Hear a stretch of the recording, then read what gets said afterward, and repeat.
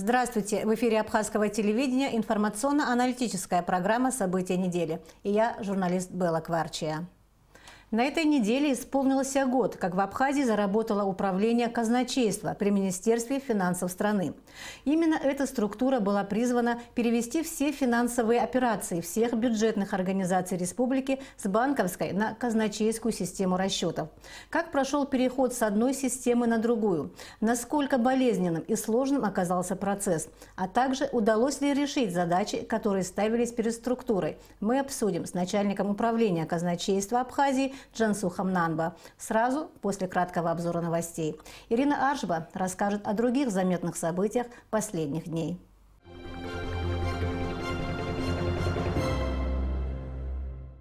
В начале недели в Абхазию с рабочим визитом прибыл министр по делам Северного Кавказа Лев Кузнецов. Во время визита состоялись встречи с президентом Раулем Хаджимба и премьер-министром Бесланом Барцыц. На встречах были подведены итоги проверки объектов, включенных в инвестиционную программу содействия социально-экономическому развитию Республики Абхазия. В течение первой половины дня Беслан Барцыц и Лев Кузнецов осмотрели ряд объектов. В части из них строительство уже завершено, в других же работы только начинаются. По словам главы правительства Абхазии, российская сторона гарантирует, что средства будут без задержки поступать в республику согласно утвержденным лимитам инвестпрограммы. 3 человека погибли в результате падения легкомоторного самолета в Пицунде. Это туристы из Москвы. Андрей Уколов, 1982 года рождения, и Катерина Дарныкина, 2011 года рождения. Третий погибший – это пилот Александр Семенов, 1970 года рождения, из Самары.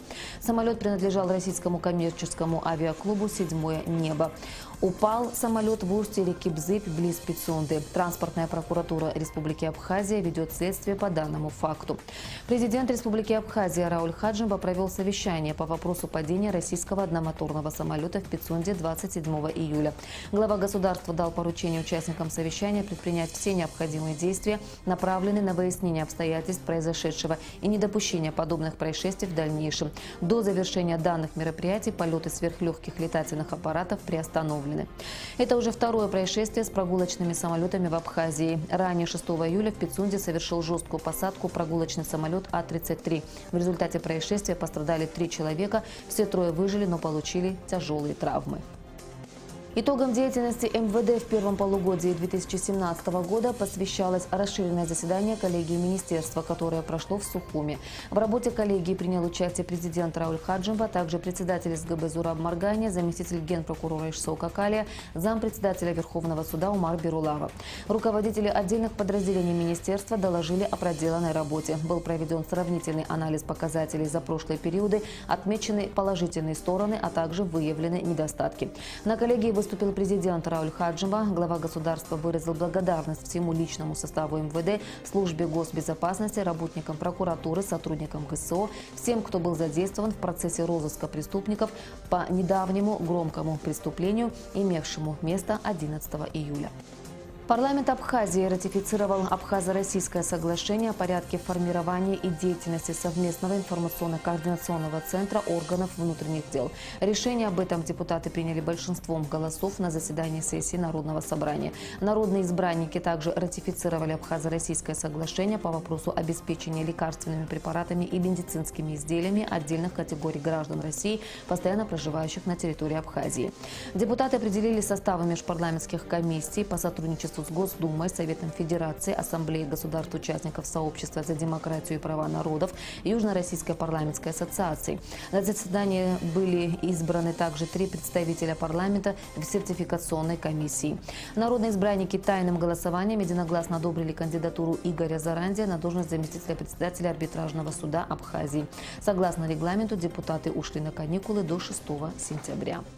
Состоялось очередное заседание правительства, на котором были одобрены все постановления повестки дня. В числе основных о республиканском бюджете и бюджетах государственных внебюджетных фондов на 2018 год, согласно которому определены конкретные сроки представления проектов на рассмотрение. Правительство также одобрило проект постановления о мерах по развитию энергетической отрасли, улучшению показателей сбора платежей и рациональному использованию. Согласно постановлению, во всех районах республики и в городе Сухум будут созданы постоянные постоянно действующей энергетические комиссии. Одобрен проект постановления о представлении президенту Абхазии предложения о подписании проекта соглашения между Российской Федерацией и Республикой Абхазия о сотрудничестве в области медицинского страхования граждан России, постоянно проживающих в Абхазии. Постановлением правительства снижена ставка таможенных сборов за таможенное оформление некоторых видов товаров с 1 до 0,1%. В список также вошли такие виды услуг, как транзит, реимпорт и реэкспорт. В Гале состоялась 48-я встреча по механизму по предотвращению и реагированию на инциденты. На встрече продолжилось обсуждение ряда вопросов, касающихся различных аспектов приграничного взаимодействия и обеспечения безопасности. Абхазскую сторону возглавлял заместитель председателя СГБ Владимир Орлан. В составе абхазской группы заместитель начальника отдела центрального аппарата СГБ Астамур Колбая, начальник Галского районного отдела СГБ Тимур Шергели и помощник главы МИД Абхазии Георгий Думава. Достигнута договоренность провести следующую встречу МПРИ 19 сентября. В Сараево завершилось первенство Европы по вольной борьбе среди юношей. В турнире в составе сборной России принял участие абхазский спортсмен Инар Кетия. Он провел 4 схватки и во всех одержал уверенную победу с общим счетом 31-5. В итоге наш юный борец стал победителем первенства Европы в весовой категории до 63 килограммов, обыграв в финале спортсмена из Азербайджана.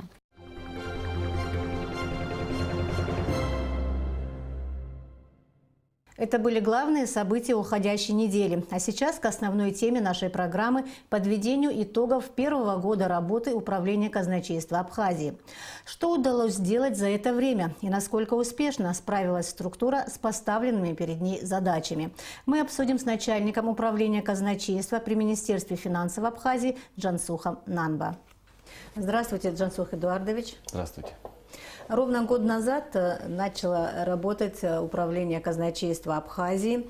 Оно открывалось в торжественной обстановке, и тогда очень много надежд с этим связывалось. Говорили о том, что перед Управлением казначейства в связи с переходом на новую систему расчетов будет стоять очень много задач. Скажите, пожалуйста, с какими из них вы справились, над какими еще работаете? Совершенно верно. Ровно год тому назад, а именно 1 июля, был осуществлен переход на казначейскую систему исполнения бюджета всей нашей страны. С уверенностью можно заявить сегодня, что все поставленные задачи перед нами на тот период на сегодняшний день выполнены.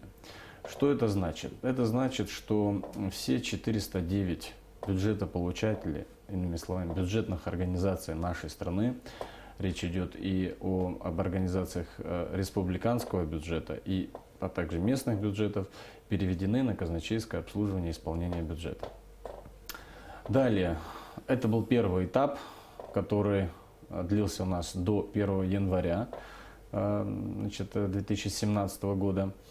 В начале этого года, с 1 января 2017 года, мы перевели так называемые специальные счета, то есть счета по учету внебюджетной деятельности или приносящей доход деятельности, как ее еще называют. А также мы перевели на казначейское обслуживание все 6 государственных внебюджетных фондов Республики Абхазия. Очень большой, как сказать, очень большой успех уже за один год. Это любой эксперт может об этом сказать. Я хотела бы узнать о другом. Хотела спросить, в какой части пришлось наиболее сложно? В какой части работа оказалась более тяжело выполнимой? Отвечая на этот вопрос, я бы хотел бы посмотреть на ситуацию шире.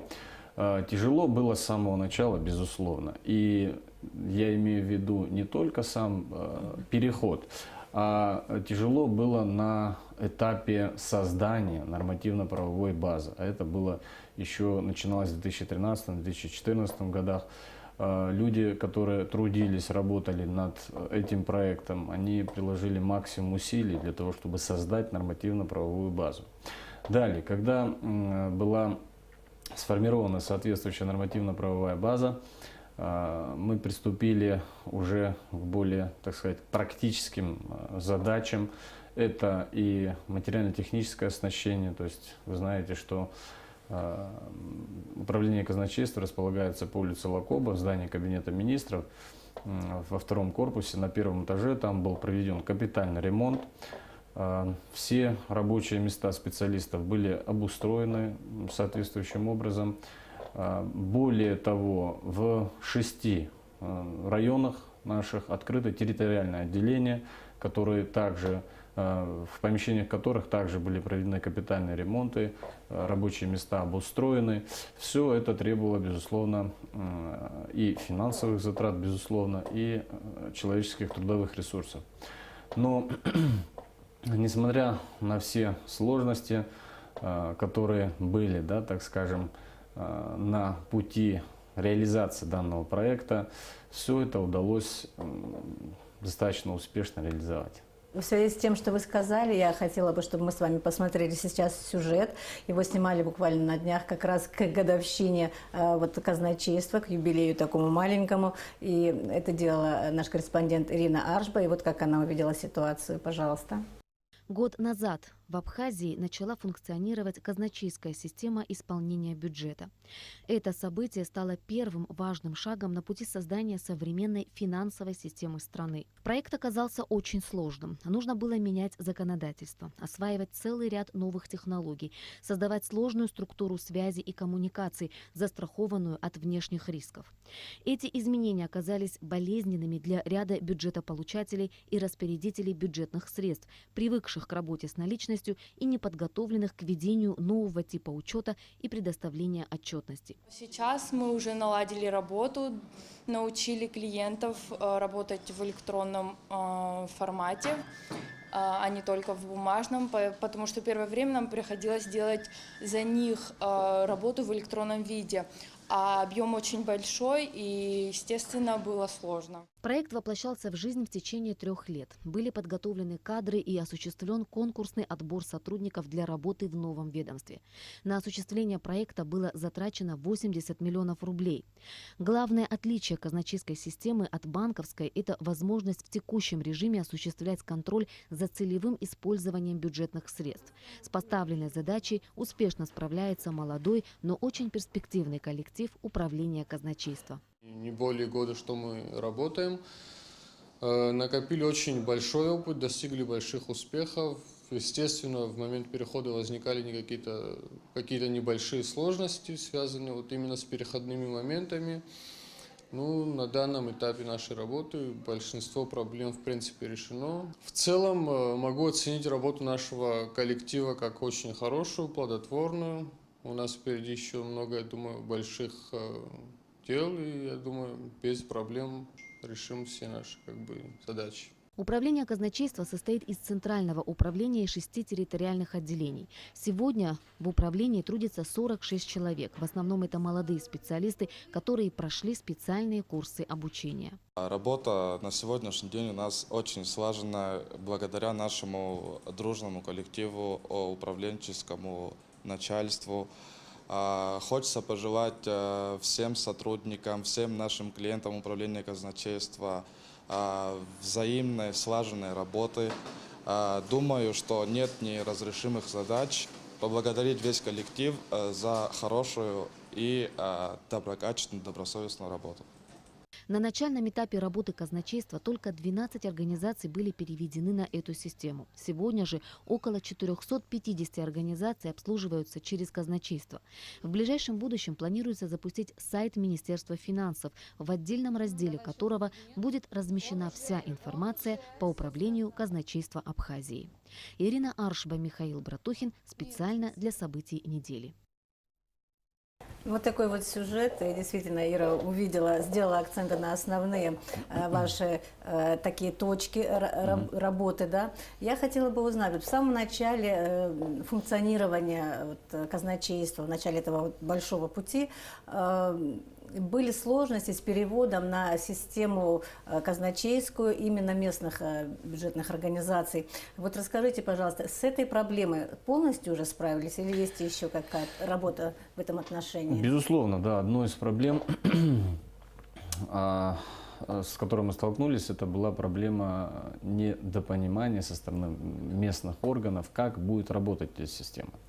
В целом, если говорить коротко, опасение было одно.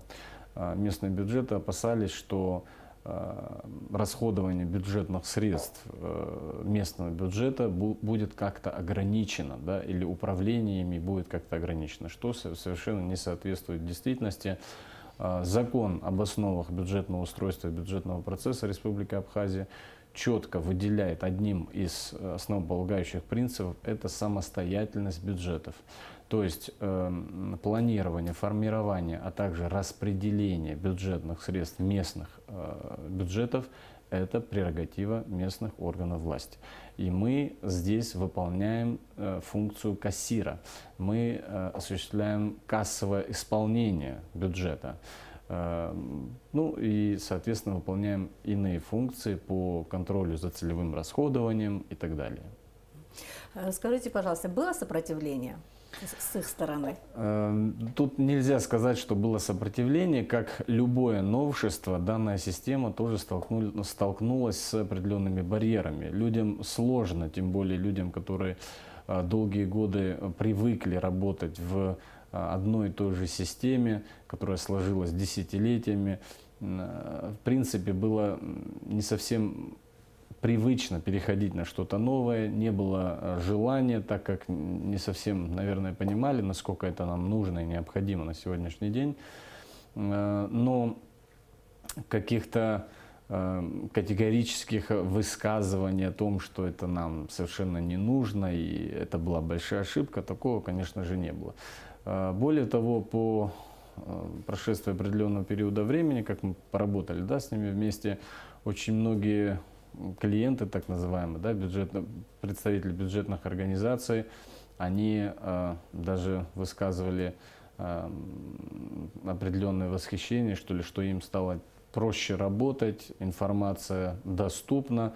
Ну и, соответственно, вот, наверное, выдам секрет, многие бухгалтера, так скажем, находили в нас защиту и опору, потому что многие руководители заставляли их проводить те или иные хозяйственные операции, оформленные не в соответствующем виде. Да? А мы, соответственно, теперь такого не пропускаем, и бухгалтера нас в этом поддерживают. Приходилось ли переучивать людей?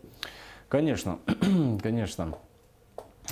Ситуация усложнялась еще тем, что переход на казначейскую систему исполнения бюджета сопровождался параллельным переходом на новый бюджетный учет. То есть был введен, значит, в силу новый план счетов, то есть учет в бухгалтерский учет в бюджетных организациях, он теперь стал иным, нежели был ранее. Соответственно, период был сложный и для нас, и для людей, которые непосредственно взаимодействуют с нами, но, слава богу, результат очень даже неплохой. То есть вы считаете, что все это уже осталось позади, то есть люди уже полностью по накатанным рельсам спокойно работают, вот ежемесячно делают свои вот эти вот расчеты по новой системе, казначейской системе исполнения бюджета, и все это достаточно прозрачно и очевидно для вот финансовых органов? С уверенностью можно сказать одно, что правила всем ясны и понятны. Все наши правила прописаны в действующем нашем законодательстве и в соответствующих подзаконных актах. Это и инструкции, и правила, в том числе и правила Национального банка, потому что банковская система тоже непосредственно в этом процессе участвует и занимает достаточно серьезную роль. Далее, то, насколько тот или иной бухгалтер, да, специалист бухгалтерского отдела выполняет правильно свои должностные обязанности и насколько все это соответствует действующему законодательству, это уже его ответственность. Мы не санкционируем осуществление расходования бюджетных средств, пока не будут предоставлены все оправдательные документы. Более того, они еще должны быть оформлены в соответствующем виде, что позволит нам быть уверенными, что это реальные документы и что данные бюджетные средства должны быть потрачены именно на это, что это целесообразно и эффективно. То есть все финансовые потоки, все операции финансовые, они очевидны для каких-то контролирующих органов? Безусловно. Ни одного рубля государственных финансов не проходит мимо нас. Все операции по поступлению в бюджетную систему, по расходованию из всей бюджетной системы, я имею в виду и республиканские бюджеты, и местные бюджеты, и бюджеты государственных внебюджетных фондов, все проходит через нас. Мы на каждую операцию заводим в электронном виде соответствующие оправдательные документы. Это не только расчетный документ платежка, но и основание. Это документы, которые дают правовые основания для осуществления того или иного расхода. Вы говорили о том, что переведены на казначейскую систему исполнения бюджета именно государственные организации и предприятия. Что касается других, негосударственных, частных предприятий, как там обстоят дела и каковы перспективы?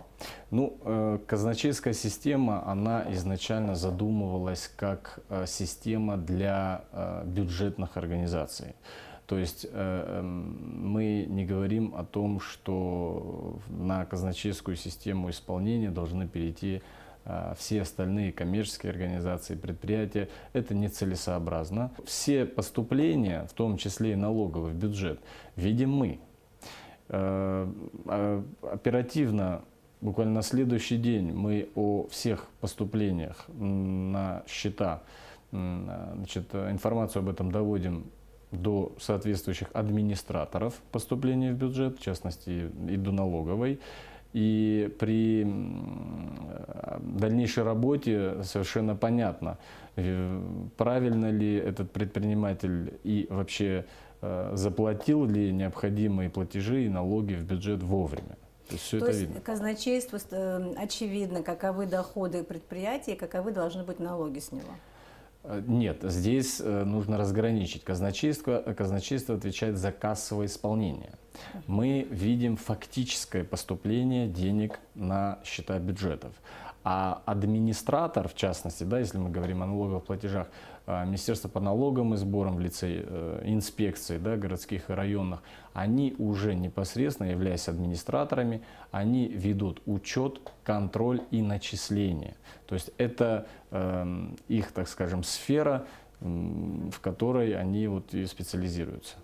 Вот вы говорите о том, что казначейство сейчас в основном такие кассовые такие функции на себя взяло.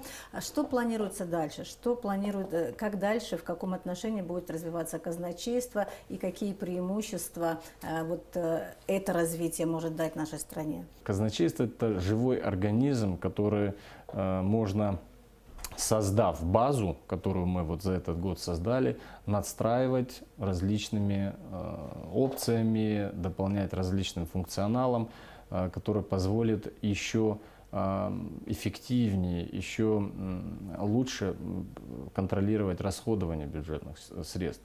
Ну, в частности, есть такое понятие, как казначейское сопровождение. Это то, о чем мы думаем. Казначейское сопровождение заключается в том, что бюджетное финансирование по тем или иным программам, которые реализовывает государство, может проходить в сопровождении казначейского исполнения. То есть на каждом этапе, на каждом, так скажем, у каждого контрагента идет казначейское сопровождение. То есть деньги двигаются только по счетам казначейства. Речь идет о бюджетных деньгах, только о бюджетных деньгах, что в свою очередь позволит отследить, да, процесс движения денег от самого начала и увидеть, куда они в итоге ушли.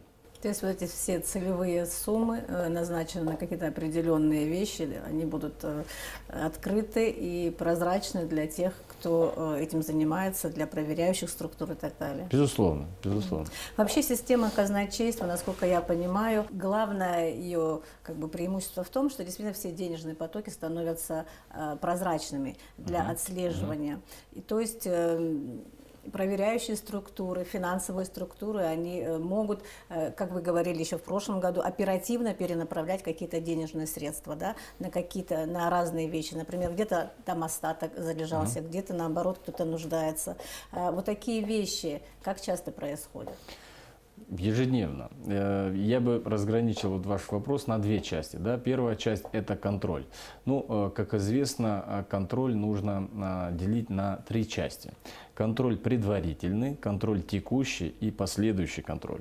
Если говорить о предварительном контроле, это контроль на этапе планирования бюджета. То есть Министерство финансов, принимая проекты бюджетных смет тех или иных бюджетных организаций, проводит определенный анализ и принимает решение, стоит принимать такую смету или нет. Далее, контроль текущий. Вот это именно тот контроль, которым занимаемся мы. То есть контроль непосредственно в момент расходования бюджетных средств. Но есть еще и последующий контроль.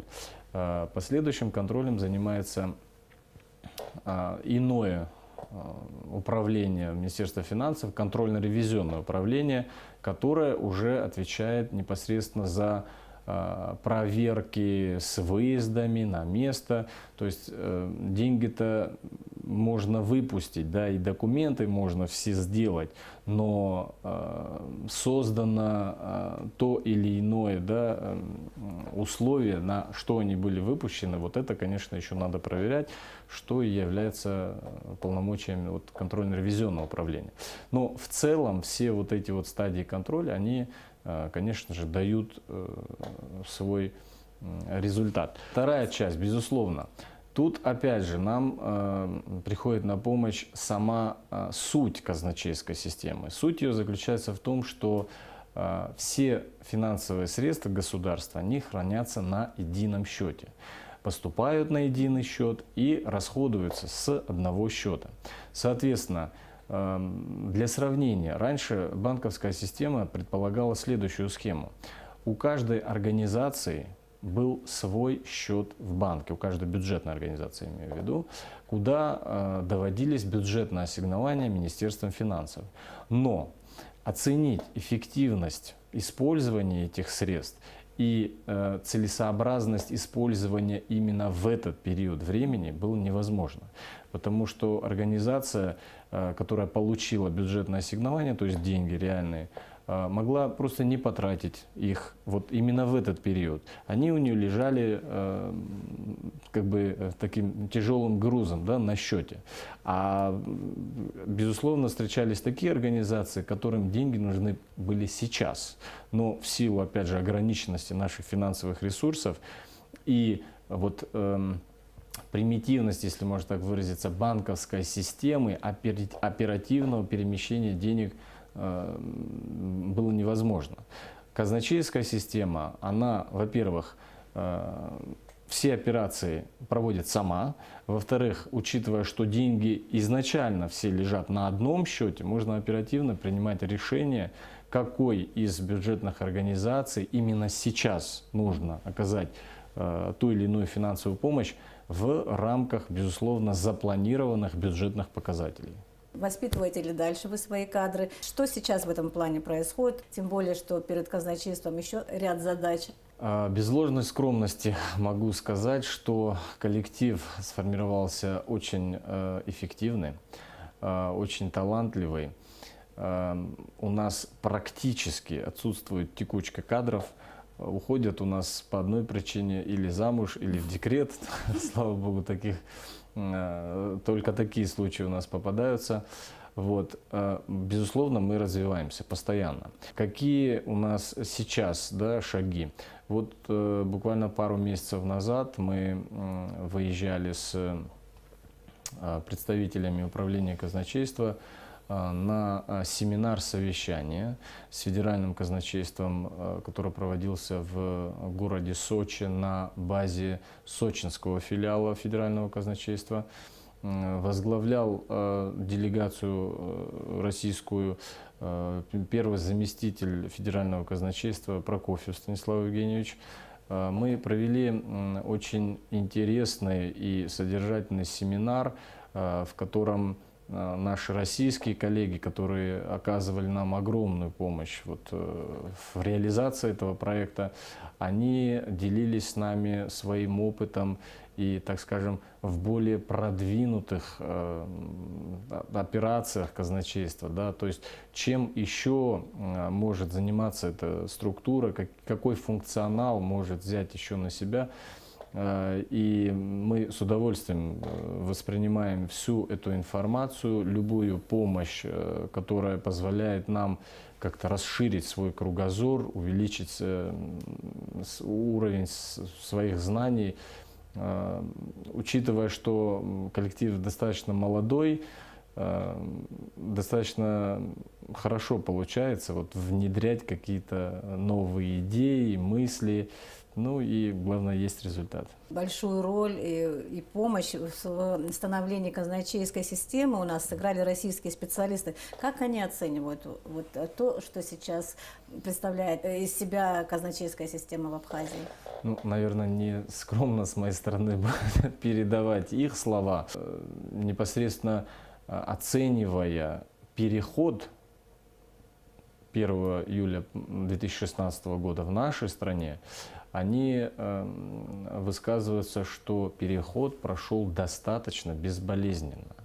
Гораздо, как говорится, мягче, чем в Российской Федерации в 1992-1993 году. Ну, безусловно, здесь и их заслуга огромная, потому что казначейская система в Российской Федерации, она тоже проходила свои этапы, а нам удалось выхватить самое лучшее из их опыта. И, в принципе, опять же, возвращаясь к оценке, оценка очень даже неплохая с их стороны. Могли бы вы сказать о ближайших планах казначейства? Ну, планов у нас много. В первую очередь, конечно же, это четко выстроена текущая операционная работа, безусловно. Но помимо в ближайших планах у нас рассматривается проект нормативной базы по тем вопросам, о которых я уже вкратце упомянул. Это казначейское сопровождение. Мы сейчас активно занимаемся вопросом создания кассового планирования в нашей стране, что достаточно упростит и жизнь наших бюджетных организаций, и жизнь Министерства финансов, в частности, сделает более оптимальным процессы взаимодействия. Мы также рассматриваем создание и реализацию различных проектов в части автоматизации деятельности. Это касается не только кассового исполнения, речь идет и о бюджетном планировании, формировании бюджета и так далее. То есть планов много, есть к чему стремиться, и вроде настрой у нас серьезный. Спасибо вам большое, спасибо, что пришли к нам в студию, ответили на наши вопросы. Успехов вам, до свидания. Спасибо, до свидания. Уважаемые телезрители, в нашей программе принимал участие глава управления казначейства Абхазии Джансух Нанба, который подвел итоги первого года работы этой структуры. А теперь к событиям субботы, 29 июля. Общественность Абхазии простилась с ветераном национально-освободительного движения и Отечественной войны народа Абхазии, кавалером ордена Трудового Красного Знамени, первым заместителем председателя Президиума Федерации независимых профсоюзов страны Мироном Аргун. Ветеран скончался на 72-м году жизни после непродолжительной болезни. Сотни людей пришли к дому учителя в Сухуме, чтобы проводить в последний путь человека, который беззаветно служил своей стране. Мирон Широнипа Аргун и вех пашкса, а усазоз акты хатоприус. Шпшема за анаты лиглокор федерация хантую хатопось. Дара галсралов, хаважлар, аджажлар, а за анаты лигло ялов. Я абсара дара радшов, вех пашкса, حالشو الزجاج جحري بتنا حلقت في حري يخوج عند حيسم يوديو ريبش أغوص свой بخاطر دو زلو патриот دو أغوص свой بزيه زاج سوسي مداز مسمحوز حوا جرز خاس يغني زماز نمكو ينتمكو أيزر كورجيا يحون هام تبزيح حزب شوب يحزايبها أقو غريمان حرقو بس أقو غرحمو حاج لرقو بسقار جباز بخو رقو غرا أيايرقون شقيتات يحتخو بزيرو يتخذ بزيرو كون حجاجلر رسوسيالت экономикат рзин пахчана широхтоевш которых ценар ноккара يقلات بزيرا يقلات أي بايل بكارا أبسنشتك كاشخ قصة حواجلر روب يقم زاد حواجلر حبسادجو حقيتر أزجز رجكون شا حقوستز يتوب حراحوت يتجي غونا يحلشر دبرتي قرتز باتوك سنقوشن شرحك وشا يعزز درز ماز يقشز تنش قامت يمزمكو يجلر قلنا دربسنا أكلك أبسنا فرخاتها يبخزوف أكلك فرخاتها يبخزو تخرشال دبسنا يروق جبرا يتحشى يجاش كنت شيء بحا بس خي عزز بس يقول زجرلا تقول الحاجة خنا يقص يكون الله هو الله جنرال كي يختار حق جنرال كي وينا بس يحزي بس يقص يكون.